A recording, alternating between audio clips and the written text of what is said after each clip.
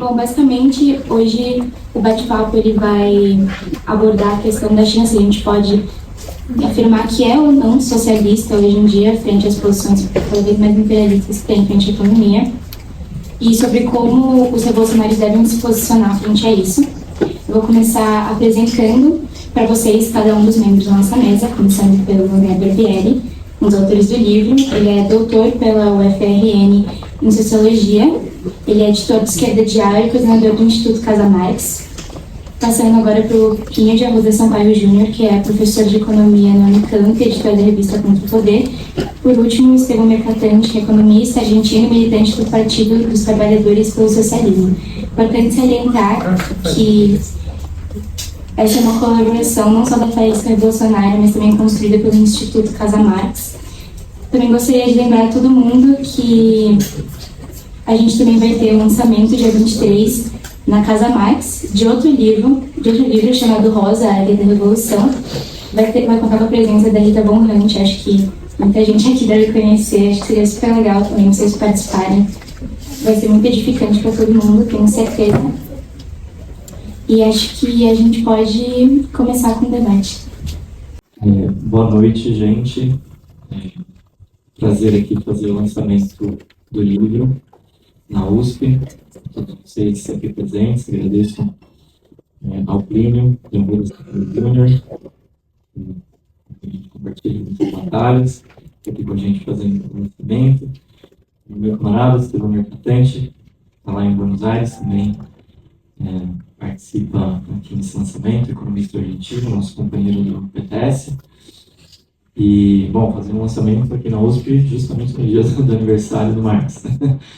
Uma grande honra, nos 207 anos do Marx, a gente discutir um pouco sobre o tema da China e, claro, aproveitar o debate para discutir sobre as nossas grandes paixões, né, sobre o socialismo, sobre o comunismo.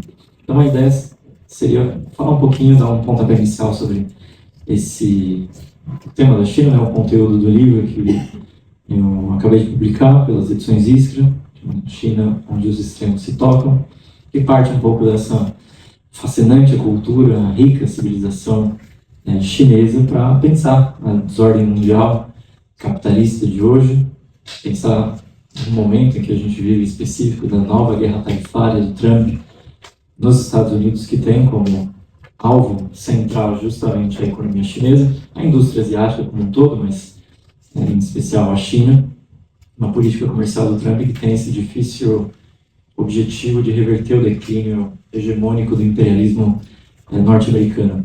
Isso no contexto da guerra da Ucrânia, né, que ainda está em jogo, em que, apesar de não terem tropas no terreno, tanto os Estados Unidos quanto a China continuaram as suas políticas por outros meios. No caso dos Estados Unidos, o comando logístico e militar da OTAN lutou para conservar essa velha ordem neoliberal unipolar que saiu da Guerra Fria, em que por décadas subordinou o capital da China e da Rússia, e no caso da China questionando justamente essa velha ordem, né, como principal potência remodeladora da hierarquia de estados. Eu digo remodeladora porque a China não quer subverter o sistema econômico capitalista que sublime essa ordem, sim melhorar a sua posição dentro dele.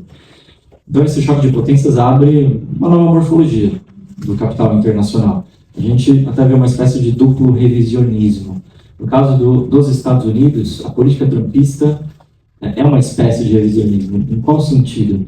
No sentido de que, para manter a primazia capitalista mundial dos Estados Unidos, o Trump se viu na necessidade de reconfigurar toda a velha ordenação da globalização neoliberal, que, entre outras coisas, enriqueceu muito a China, concentrou a indústria do mundo em território chinês e ameaçou a autonomia tecnológica dos Estados Unidos. No caso da China, a política revisionista vai quase que no sentido oposto, né? Justamente para a China poder desafiar a primazia capitalista norte-americana, ou pelo menos para ela avançar nas premissas desse desafio, ela precisa aparecer como aquela que conserva as velhas instituições, as velhas regras daquela ordem globalizadora neoliberal. A China que, claro, vem aumentando o seu espaço, a sua presença internacional, a sua exportação de capitais, a sua participação na corrida pela acumulação de capital, e um país que vem cada vez mais interferindo ou intervindo, influenciando na vida econômica interna dos países, bem longe daquele velho mantra do Deng Xiaoping de não intervenção que a gente via na década de 80.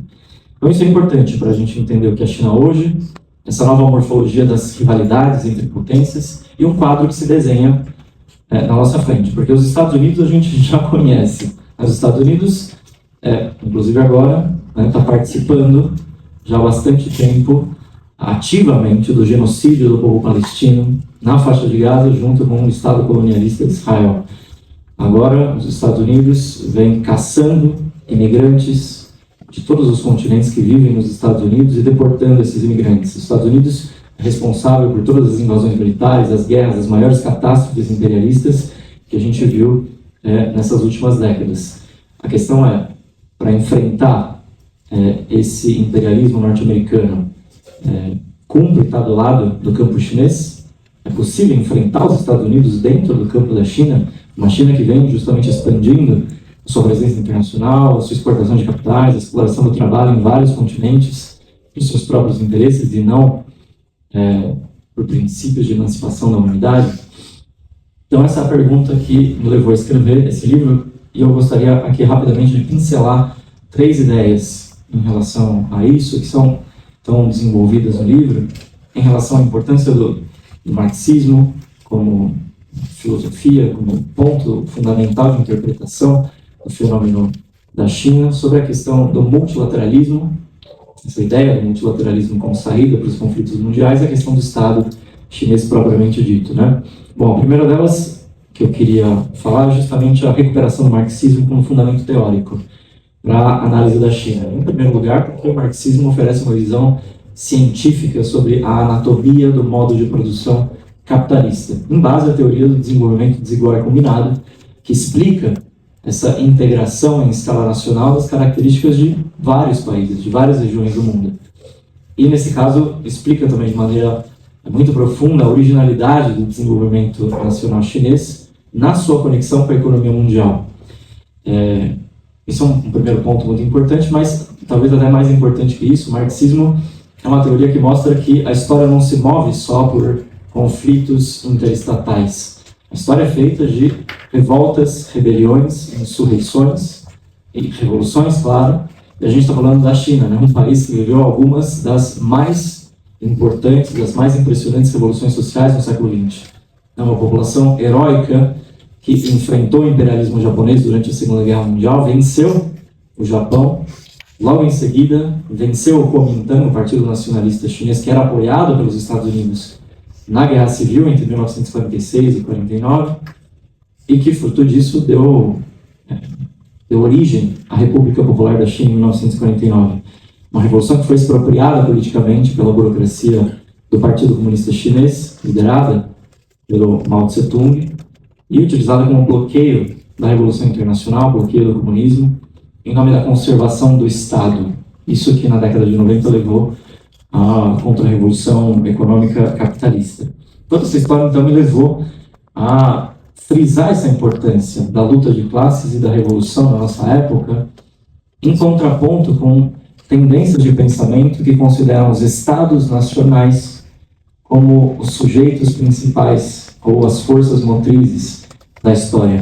Essa tendência de pensamento estadocêntrica é muito influenciada pelo legado da Guerra Fria. Esse momento em que a burguesia tinha sido expropriada em 1/3 do planeta, o mundo aparecia dividido entre campos rivais, e parecia que a solução contra o imperialismo vinha do apoio àquelas velhas direções dos estados operários burocratizados, essas direções que terminaram por restaurar o capitalismo na União Soviética, na China e no leste europeu. Então, eu acho que essa fixação pelo Estado como uma entidade salvadora é incompatível com uma visão que busca reordenar a sociedade e buscar uma civilização superior, né? Sem Estado, uma sociedade de seres humanos livremente associados. Era justamente a base da filosofia do Marx. Até como disse o Bruno Leconte, que é professor de economia da Unicamp, que fez o prefácio ao livro, a emancipação da humanidade não pode vir do êxito de tal ou qual Estado. Isso significa justamente que não dá para enfrentar o imperialismo norte-americano dentro do campo da China. No livro eu vou dando argumentos para mostrar que a classe trabalhadora, as mulheres, a juventude, as etnias oprimidas dentro da China precisam confiar nas suas próprias forças, como já fazem, né? Porque existem muitas lutas sociais, muitas greves, muitas resistências no interior da China, com suas próprias forças independentes, né? Sem confiar nesse jogo de burguesias rivais. Essa é uma primeira questão. A segunda questão é sobre o caráter social, né, da China.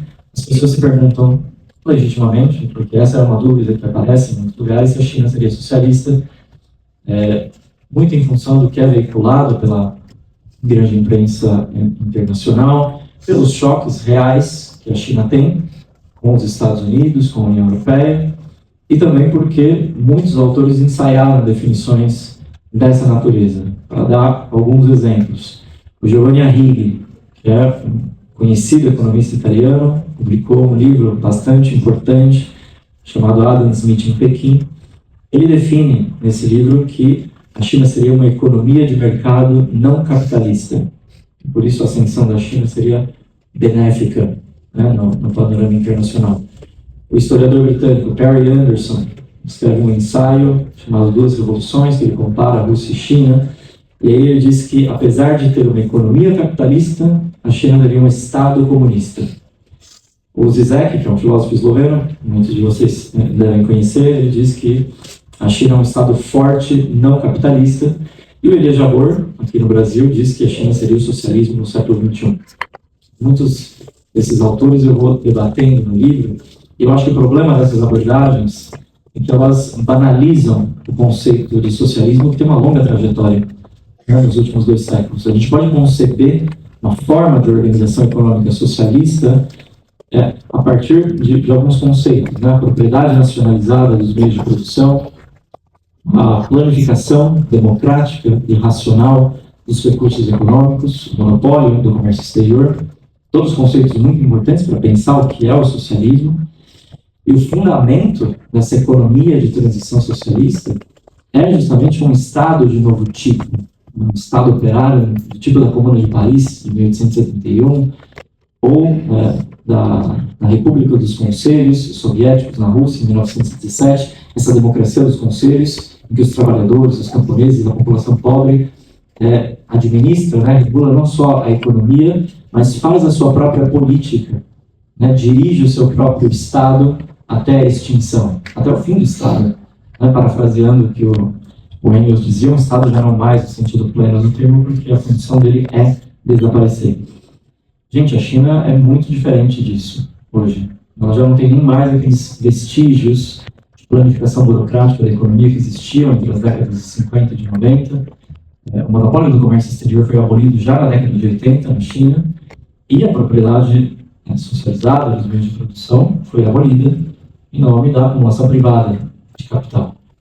Então a China não é socialista. Em realidade, essa é a grande questão. Quando a gente vê as greves na China, em fábricas da Tesla, por exemplo, que é essa figura nefasta do Elon Musk, ou a Foxconn, de capital taiwanês, ou a resistência dos trabalhadores das plataformas digitais, de aplicativos, como é o caso da Meituan, que é uma empresa chinesa que está exportando capitais aqui para o Brasil, para explorar a força de trabalho dos empregadores, competir com a iFood, com a Rappi, pela vida da juventude brasileira. Essas greves que a gente vê, elas mostram essa batalha pelo tempo de trabalho excedente, esse produto específico da sociedade capitalista que obriga os seres humanos a venderem a sua capacidade de trabalho como mercadoria. Nesse capitalismo chinês, todos os meios de produção, todas as condições objetivas de trabalho confrontam os trabalhadores como propriedade alheia. Esse conceito que o Marx usava para pensar a sociedade do capital. Isso não significa que o capitalismo chinês seja morfologicamente idêntico ao modelo ocidental. Não é. É um tipo de capitalismo muito diferente. No livro eu debato isso, né? Um capitalismo sui generis, porque ele foi restaurado pelo Partido Comunista Chinês, que manteve um dirigismo macroeconômico, manteve nas suas mãos nichos estratégicos da economia, no caso dos transportes, das telecomunicações, da energia, mas que usa o aparato estatal para promover a lei do valor, para projetar o capital chinês internacionalmente. Então, essa é a lei do valor com a influência ativa do Estado, é capitalismo, né, do início ao fim, apesar de ter essas características particulares. E o terceiro e último ponto dessa abertura mais breve é o tema do multilateralismo, que eu estava falando no início. Eu já tinha mencionado aqui o Giovanni Arrighi, um economista italiano, e ele faz parte da Escola dos Análises, né, dessa escola francesa, que foi fundada por historiadores muito importantes, como Marc Bloch, como Lucien Febvre, como Fernand Braudel, uma escola que via o desenvolvimento cíclico do capitalismo. O capitalismo se desenvolvia por ciclos de prosperidade e de decadência, e nessas transições, uma velha potência hegemônica seria substituída por uma nova. Isso teria acontecido na Península Ibérica, com Portugal e Espanha, depois com a Holanda, com a Inglaterra, com os Estados Unidos, e agora teria chegado a vez da China. O Arrighi patrocina essa visão de que a ascensão da China se daria de maneira pacífica.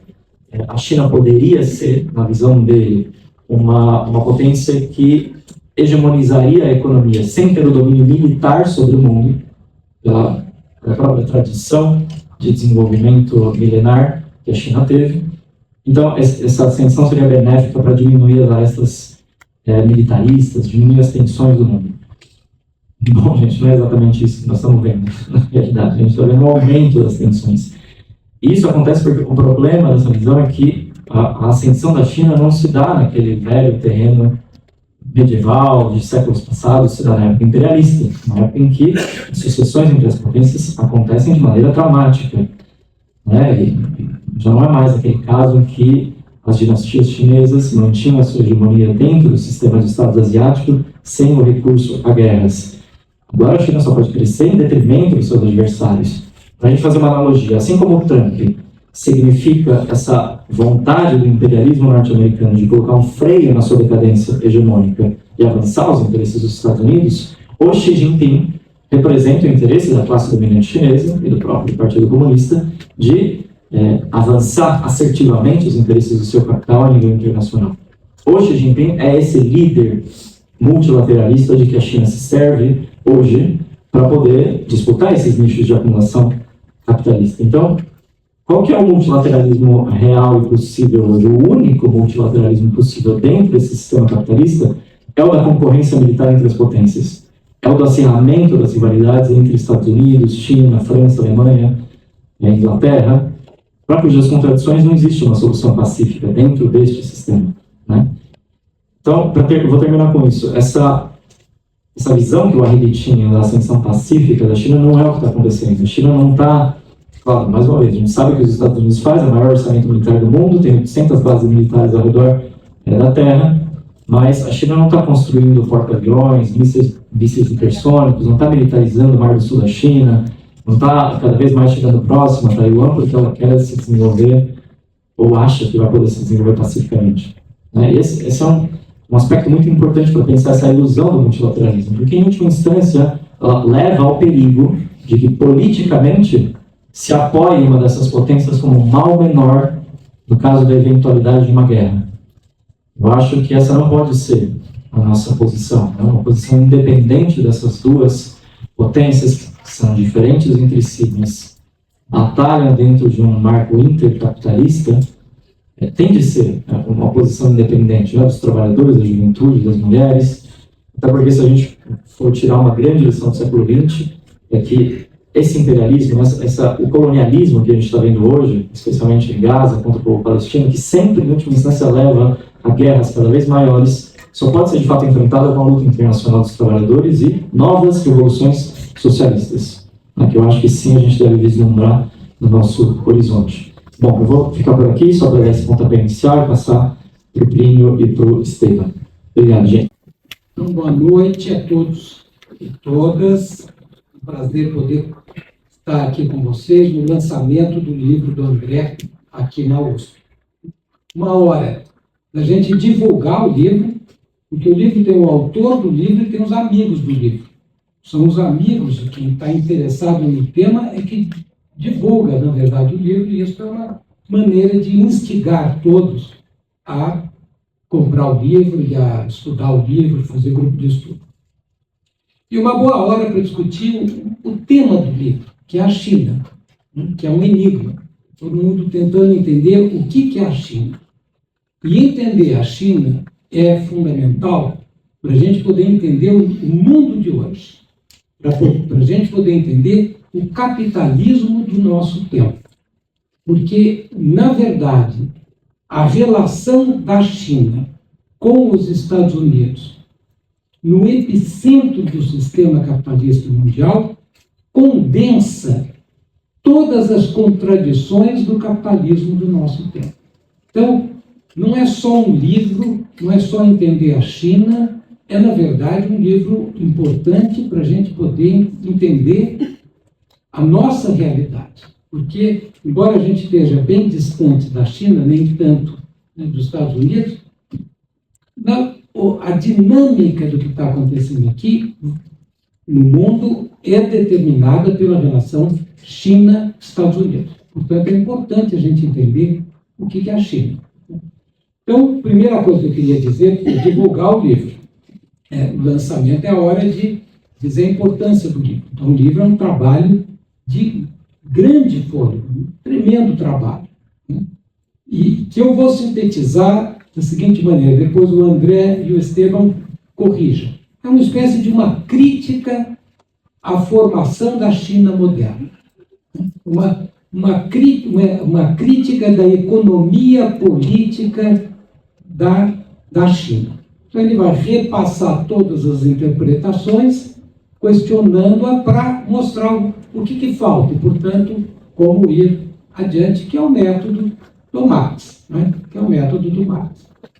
Para isso ele adota duas perspectivas que eu acho que são importantes, principalmente aqui na USP, na universidade. A perspectiva da totalidade, a China dentro do conjunto. A China não está sozinha. A China é parte de uma engrenagem.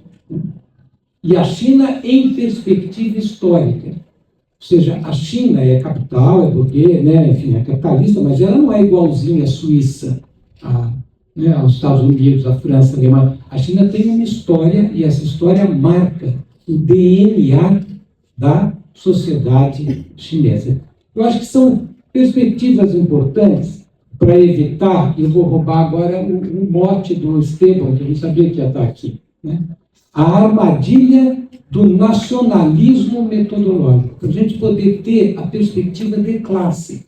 Senão, no meio da confusão, o debate fica capturado por uma perspectiva nacional, que também está presente aqui. E nós vamos ver, e eu acho que o André mostra isso claramente, onde é que aparece a questão nacional. Mas a questão nacional, ela oblitera a questão de classe, se ela não for devidamente contextualizada. Então, acho que esse aqui é o livro. Para isso, o André procura caracterizar a natureza do Estado chinês moderno. E ele procura a natureza do Estado chinês moderno no substrato do Estado, que são as classes sociais, né? O que é a burguesia chinesa? Que é uma burguesia sui generis, que se desenvolve a partir de uma revolução que acaba adquirindo um caráter nacionalista e democrático, mas que não extrapola os marcos do regime burguês, que acaba circunscrita aos marcos do regime burguês e que, em determinado momento, recebe o convite dos Estados Unidos de participar do desenvolvimento capitalista global. Então, essa que é a China. Um passado milenar, uma revolução que tinha um caráter socialista, né, confundido com caráter nacional e democrático, mas que no seu desdobramento vai, digamos, abandonando o caráter socialista e afirmando o caráter, sobretudo, nacional, ainda que com resquícios democráticos, numa sociedade que se integra de corpo e alma no sistema capitalista mundial. Ou seja, não é para né? Não é para amador, é um negócio complexo, o que é a burguesia chinesa. E uma burguesia que vive da superexploração do trabalhador chinês. Porque a galinha dos ovos de ouro da burguesia chinesa é a superexploração do trabalho, que acaba criando uma classe trabalhadora imensa, colossal, né? Você usa bastante a palavra colossal, e achei bom, porque tudo na China é meio colossal, né? E também uma classe trabalhadora sui generis, que tem um pé no campo, é jovem, extraordinariamente heterogênea, que passou por uma revolução, então tem uma tradição de luta, né? Não só os camponeses, mas também, né, estes ex-camponeses agora trabalhadores. Então, é a partir daí que o André vai caracterizar o que é o Estado Nacional Chinês. E o que é o Estado Nacional Chinês? É um Estado burguês, é um Estado capitalista, né? É um Estado capitalista que, a partir do convite dos americanos, desenvolveu, né, cumpriu um duplo, né, teve um duplo movimento. De um lado, promoveu um desenvolvimento capitalista recuperador, que ele fez como um foguete, né? E, por outro lado, ao mesmo tempo, teve um papel vital no rebaixamento do nível tradicional de vida da classe trabalhadora em escala mundial. Porque, ao colocar aquele mundo de trabalho no mercado global, ele acabou criando as condições objetivas para o rebaixamento dos direitos dos trabalhadores, do salário dos trabalhadores. Então, ainda que os trabalhadores chineses tivessem sendo superexplorados, mas tendo uma melhoria material de vida, eles rebaixavam o nível tradicional de vida dos trabalhadores em escala global. Então, é esta China que, no momento, está no centro da crise do capitalismo e de todas as contradições que nós estamos vivendo. Porque o que nós estamos assistindo hoje? Nós estamos assistindo à exaustão da ordem global multilateral, montada pelos americanos no pós-guerra, que teve várias reciclagens e que começa a abrir o bico a partir da grande crise de 2008. Então, o que é esta ordem global? É a resposta do capital à crise estrutural do capital, a tendência decrescente da taxa de lucros. Qual é a resposta? A resposta é expansão do mercado global, rebaixamento do nível tradicional de vida dos trabalhadores. Bom, isso durou um grande, né, um movimento grande. A crise estrutural do capital já está configurada no início dos anos 70 e isso dura até mais ou menos 2008. Né? E nós estamos entre 2008 e agora, vamos dizer, a guerra da Ucrânia, a crise da Covid, nós começamos a assistir o colapso da ordem multilateral. Então, toda a briga hoje no mundo é para saber o seguinte: o que colocar no lugar dessa ordem global? Então, os Estados Unidos têm uma proposta, que é o Trump. Ele está falando, vamos fazer, então, um globalismo unilateral. Agora nós não vamos mais negociar a vontade americana, nós vamos impor a vontade americana. E para isto, qual é o miolo da proposta do Trump? Desconvidar a China, desintegrar a China, ou conter a China. Né? Não sei até que ponto eles vão desconvidar tudo, mas é conter a China. Esta é a política do império. O outro projeto é o que você chamou de multilateralismo benigno. Eu achei interessante o nome. É a China que está dizendo o seguinte: não, vamos manter um multilateralismo multipolar, que não esteja tão sob o jugo dos americanos. Esse é o miolo da briga. Qual é o problema? O problema é que a economia chinesa e a economia americana são economias siamesas. Elas estão integradas, elas estão produtivamente integradas pelas cadeias de valor, pelos circuitos de comércio, pelos circuitos financeiros. Então, elas estão integradas no que eu chamo de um abraço de afogado na crise estrutural do capital. Então, tal como a realidade se configura hoje, existem basicamente 3 projetos políticos em luta. O projeto moribundo, que é o globalismo multilateral. Por que ele é moribundo? Porque ele entrou em crise terminal. Como é que a gente vê a crise? Internamente, desigualdades crescentes. Externamente, rivalidades nacionais. Porque qual é a solução da crise pela expansão do mercado mundial? É você, no fundo, criar ou roubar mercados mundiais. O problema é que agora a China também disputa o mercado mundial. Então a China começou a incomodar os americanos. Os americanos então falaram, bom, nós ainda temos força para contê-la, vamos conter. E a China está medindo para ver se tem ou não tem força. Então tem um primeiro projeto, que é o projeto moribundo. Eu vou chamar aqui de projeto Biden, só porque a gente está com o Biden bem na memória. Né? É o projeto americano, que está ruindo. Os americanos estão esboçando um projeto que é o projeto American First, né? Que é, no fundo, o globalismo unilateral do Trump, que ele apresenta de maneira muito clara. Nós vamos redividir o mundo, redividir o comércio internacional, as finanças internacionais. Nessa redivisão, nós vamos criar uma grande fábrica americana. Lembra que o Obama negociava o acordo transpacífico e o acordo transatlântico. Não deu certo, porque as contradições são imensas para você conseguir fazer esses acordos. O Trump agora falou assim, não, eu vou fazer esses 2 acordos, mas do meu jeito, não é mais voluntário. Eu vou impor aos aliados e às economias vassais. E vou desintegrar, ou, digamos, para ser mais realista, disciplinar a China. Esse é o projeto americano. E qual é o projeto chinês? O projeto chinês é o de procurar dar um sobrefôlego ao multilateralismo, esvaziando a força americana.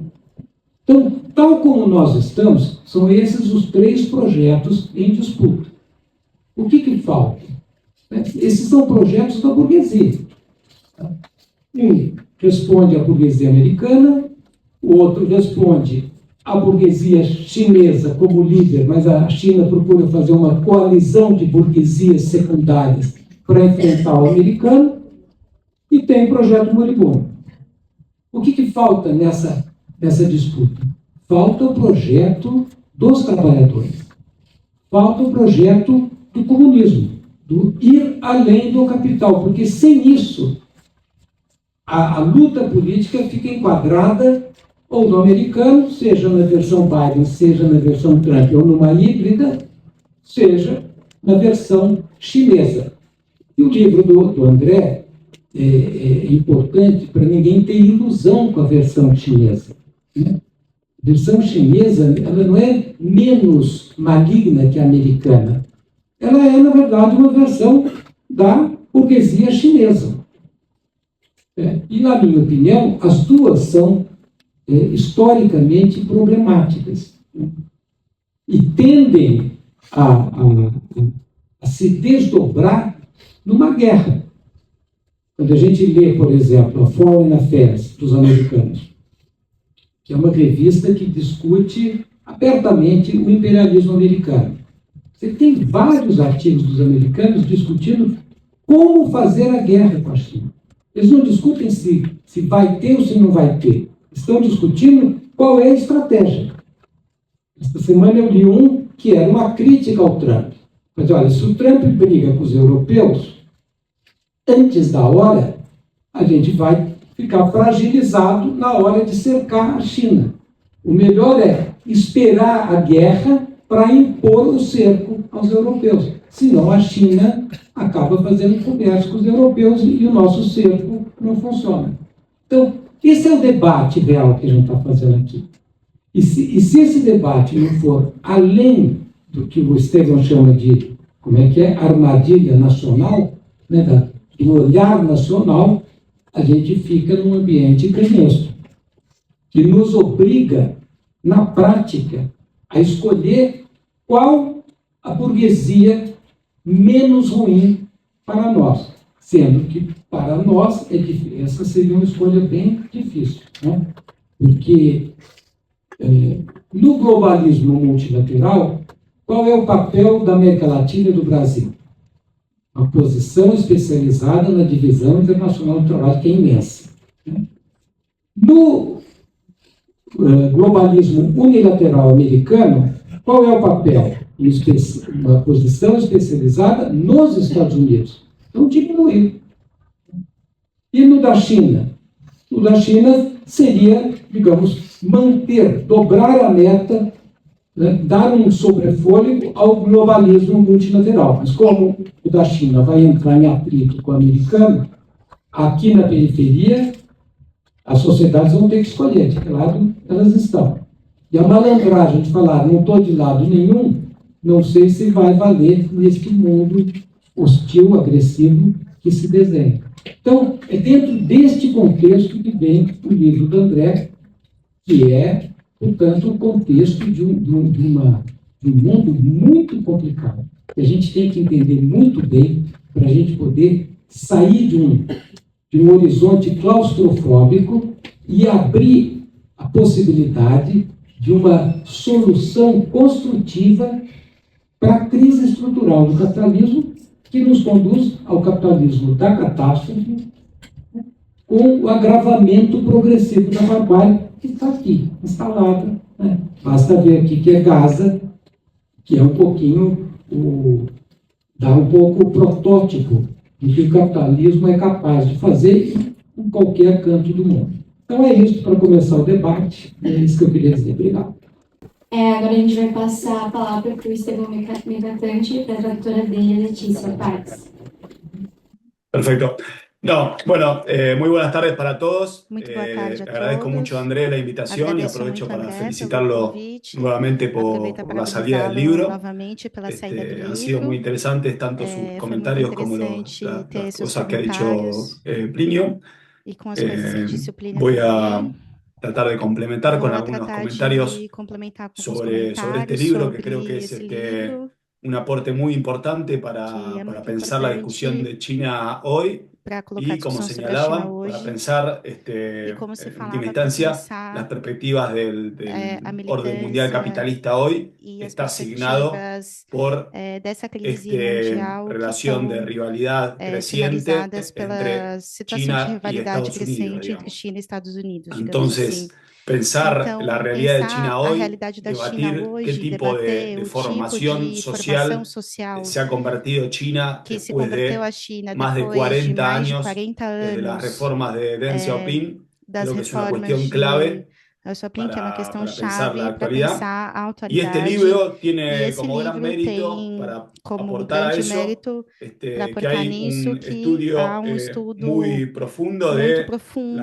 la realidad da china, los realidade datos chinesa, sobre la dos sociedad china, dados da sociedade en los chinesa, cuales se os quais fundamenta se el análisis fundamentam y la na análise caracterización e nas que busca caracterizações hacer e de busca la complejidad de lo que fazer es da China, complexidade do que a China ofreciendo yo oferecendo creo, una contundente uma argumentación argumentação de por contundente qué a esa de por que formación essa social formação capitalista social que es China, capitalista tenemos que que é a entenderla China, hoy, perdón, a esa formación social que es China, essa hoy formação social que tenemos a que China entenderla é como un hoje, capitalismo, a gente como precisa dijo André, entendê-la como un como capitalismo con capitalismo. Como rasgos sui disse o André, generis, um como un capitalismo sui capitalismo que no generis, podemos um hacer capitalismo que una a gente não lista y pode decir, bueno, todo esto que fazer tiene el uma lista capitalismo de tudo que é anglosajón, lo que tuvo capitalista Gran Bretaña en sus e orígenes, o comparar lo que com o tuvo Estados que Unidos en su teve momento de o auge, y processo dos decir, Estados Unidos, esta da lista se Grã-Bretanha, cumplen uno por uno el checklist de las esperar que tenha um características, checklist dessas pero que sin características embargo, con todas sus capitalistas e que a China ocupe características todos, mas que, ambivalentes, no sui entanto, China vai generis ter y seus demás, capitalistas es ambivalentes, sui una generis, formación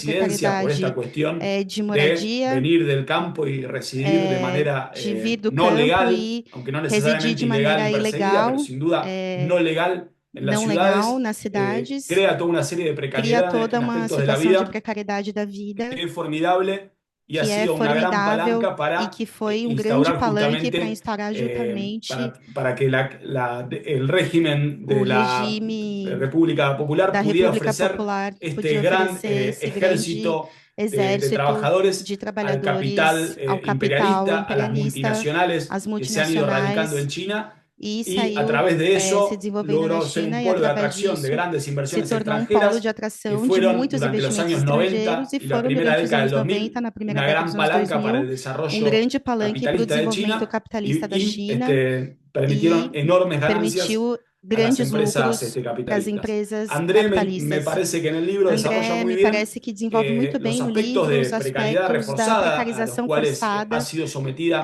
a qual foi submetida essa classe esta clase trabalhadora trabajadora durante estas décadas durante essas y décadas. en ese E, sentido nesse no sentido, solo ha sido un não capitalismo en China, sino apenas un foi o capitalismo capitalismo que para chinês, esta mas fuerza de também trabajo o capitalismo joven, que venida para del essa campo y força de demás, ha sido trabalho un jovem que capitalismo vem do bastante campo, foi brutal, digamos. capitalismo Las bastante fábricas brutal, digamos dormitorio, assim. como As fábricas Foxconn, donde dormitório, hemos como a visto hace Foxconn, algunos lustros cómo había suicidios en como masa tinham de suicídios em trabajadores que massa de estaban trabalhadores, podridos de las que condiciones trabalhadores que laborales, donde estavam hubo también desesperados huelgas com as condições importantes para de resistir trabalho, justamente lutas esas muito condiciones de importantes explotación que extrema y demás, justamente muestran esta cara contrapõem essas de condições extremas que en de China exploração. Isso existe en descara muchos casos lo peor del a capitalismo situação en lo que do respecta a pior las do condiciones capitalismo que na tiene para China ofrecer a la clase e trabajadora. mostra as condições que a China tem a oferecer para a sua Obviamente, classe trabalhadora. no se trata de Obviamente, presentar não esto se como una trata de medida apresentar unívoca y que agote toda la discusión y diga, não se bueno, trata con de esto apresentar solo uma podemos discussão que mostrar termine toda a plenamente el discussão e capitalismo en tal, China. Obviamente e es que una discusión trate de compleja dar cuenta explicar de plenamente o capitalismo, uma discussão cuándo complexa un sistema de un modo de producción como el e que que, nos coloca a digamos, se fue pensar montando en China quando e durante como se monta varias esse décadas después processo de como produção un durante proceso várias décadas contrario dentro da a lo que China, había como um processo sido la contrário ao que transición havia sido a trunca hacia el transição socialismo que empezó en ao socialismo 1949 que y era trunca desde el começa em comienzo. Después voy a volver un poco 1949. a eso. No hay una medida Depois eu unívoca, vou falar um digamos, pouco pero yo creo disso. que Mas não é empezar uma por tentativa dar de cuenta de lo encerrar a que pasa discussão, en las mas relaciones de começa a producción dar conta es de clave pensar o que y o que desde acontece ahí nas tenemos relações de que produção. pensar cómo se E aí relaciona temos que eso con pensar como los se distintos relaciona isso elementos com os que distintos menciona André como sui elementos generis, que para mencionou entender André por como sui qué generis, para entender esa por cosa que rara que es China, essa donde se coisa ha ido estranha que é a China desarrollando estas relaciones de producción saiu capitalistas, desenvolvendo essas pero relações se dio eso capitalistas con la continuidad e del como que gobierno isso del se deu Partido como Comunista Chino continuidade de partido y con toda una comunista serie de elementos de chinês e intervención estatal com uma que série de difieren elementos de todavía intervenção hoy estatal e de que defende lo até que es un hoje Estado o que é um capitalista Estado tradicional, capitalista aunque tradicional, muy limitados desde ainda ya que muito respecto de lo que limitado desde era já em la relação economía ao que de é a los años economia dos anos 1950 a 1970 y algo, 1950, 1960 e pouco. es importante. Bueno, y estos elementos Esses eh, elementos del capitalismo sui do generis capitalismo sui son una generis cuestión são uma questão que en el libro también que no livro creo que está também creio que muy bien está construida. muito bem construída. Y bueno, una definición E, clave, bom, uma una pregunta, definição digamos, muito chave, uma pergunta que recorre los debates del libro, que digamos, y que perpassa es os debates la do pregunta, y livro por e eso que é lleva a a gente como pergunta, e por Anderson isso a decir estas cosas leva raras a de gente como Anderson a una dizer essas coisas formación donde estranhas aparecen de algunos aspectos de uma capitalismo, formação que pero parece como hay un algo como Estado, capitalismo, mas que como tem un partido Estado comunista que sigue com um dirigiendo el partido Estado, no comunista, podemos hablar de então não capitalismo y podemos falar demás. de Es, bueno, la capitalismo, pregunta mas, obviamente de bom, qué a pasó, pergunta, obviamente, do que cómo aconteceu, fue que como foi ocurrió que ocorreu esa essa contrarrevolución o restauración contra-revolução en ou essa China restauração na en los marcos China, de la nos continuidad marcos da justamente continuidade del justamente régimen de do la República regime da Popular, el República régimen Popular, de o gobierno del regime do Partido governo do Comunista Chino. Partido Bueno, Comunista acá me Chinês. parece que hay Bom, una buena aqui me parece que recuperación tem en uma el boa libro recuperação no livro de cómo de entender la como entender a transición transição hacia, digamos, la formación da transicional que se formação inició con la transicional que se revolución, inicia o com a más tardíamente, Revolução, como ou mais señala André, unos años tardiamente, como después, diria cuando André, alguns anos de depois, 1949, cuando depois de efectivamente 1949, quando se expropia efetivamente a la se burguesía expropria a burguesia los años nos siguientes anos a la seguintes à revolución, Revolução. se inicia un proceso Se inicia um de processo de transición transição que como bien plantea Andrés, que, como bem coloca tiene un André, tem aspecto um abierto, aspecto indefinido, aberto, porque está indefinido, marcado porque por la está marcado supervivencia de lo pela viejo, las herencias, sobrevivência digamos, de lo que era un do cierto velho, a capitalismo herança do que era um dependiente, certo capitalismo atrasado, dependente, deformado, deformado, incipiente, que atrasado, había en China incipiente, antes que de la havia na China revolución antes y da Revolução colonizado, obviamente, e dividido por potencias colonizado, imperialistas obviamente, y dividido por potências sometido al dominio imperialistas, de los submetido ao señores de la domínio guerra y demás. dos senhores da Bueno, guerra e tudo mais. había Bom, supervivencias de essa todo eso sobrevivência y de había tudo intentos de isso construir otra cosa também nueva, vinha digamos, junto com uma tentativa una de transición construir al algo novo, ou socialismo, seja, pero que uma desde el transição ao vamos nació socialismo, bajo la mas influencia que, de sob a lo que era influência do el que era modelo o heredado por el modelo estalinismo herdado pelo soviético, stalinismo con soviético, la com a burocratización del partido burocratização do partido inicial, digamos, porque un inicial, partido con digamos, Mao, digamos, que com Mao, no produjo nada não en la produziu revolución nada en na China, Revolução na equivalente China, a los equivalente soviets, los aos consejos obreros soviets ou aos conselhos de Rusia. operários da Rússia. Como muy señala André, Como bem el coloca problema André, o de problema dele quién dirige el é Estado, quem cómo dirige dirige el o Estado, Estado, como ese dirige o problema de Estado, la forma, esse digamos, problema da del forma, Estado, de la digamos, do transición Estado, es clave, da digamos. transição, que é chave, Una digamos, construcción de transición al uma socialismo construção no puede de transição ao existir sin socialismo não democracia pode existir soviética, sem sin democracia involucramiento soviética, activo de las sem clases envolvimento ativo trabajadoras da classe y otros sectores trabalhadora e subalternos outros como los setores campesinados y subalternos, como demás, os organizados a camponeses, través de consejos, e participando organizados através de democráticamente, conselhos, participando discutiendo los problemas de la democraticamente, política y los discutindo os problemas de la problemas da producción. política, os problemas da Eso, produção. sustituido por Isso la burocracia, ya de substituído por pela sí burocracia já é por creó si una cosa trunca, y creio una uma cosa trunca coisa donde truncada, a través de una estranha, serie onde de através de momentos uma de série de momentos continua de contínua contrarrevolución dentro contra-revolução de la dentro bonapartización del Estado, se fue abriendo el da camino para paratização do que Estado, vai aquello que era la abrindo o supervivencia de lo caminho para aquilo viejo que é a se sobrevivência transformara do en velho se una transformasse nueva recreación ainda numa de lo recriação capitalista do en China, digamos, capitalismo a na partir de las China, a reformas de partir da Deng. reforma Y sobre todo a partir e, del movimiento que sobretudo, a consuma partir eso, que es durante los de um años movimento que 90, consuma isso, cuando que se é o termina movimento dos de anos 90, quando termina de transformar se completamente transformar lo que eran completamente o las que empresas de eram propiedad as estatal empresas bajo la próprias dirección estatais de Jiang Zemin, digamos. sob a direção de Jiang Entonces, Zemin. Por isso, então, esa sucesión essa de sucessão de contrarrevoluciones o contra-revoluções restauraciones e dentro de un Estado restaurações de dentro por de um sí Estado burocratizados del origen, burocratizado em es lo que origem, permite é o explicar que por permite qué, sin explicar que se por haya que, producido sem que una se tenha ruptura produzido uma en la ruptura continuidad del na régimen continuidade do del regime Partido de Comunista Partido Chino, Comunista se Chino, operó se operou este movimiento esse que movimento primero que é, empezó con una primeiro, transición trunca hacia el começado com uma socialismo y transição después truncada ao inició una socialismo, depois transición inicia nuevamente uma hacia la restauración transição capitalista novamente y à una restauración restauração cada vez más capitalista e uma consumada restauração cada del vez mais capitalismo consumada desde los do años capitalismo dos anos 90, digamos. 90. Esta idea de la transición como un Essa flujo, ideia de como da un transição como momento contradictorio, fluxo, es como um clave momento para contraditório, poder é teorizar chave ese para proceso. poder começar esse processo.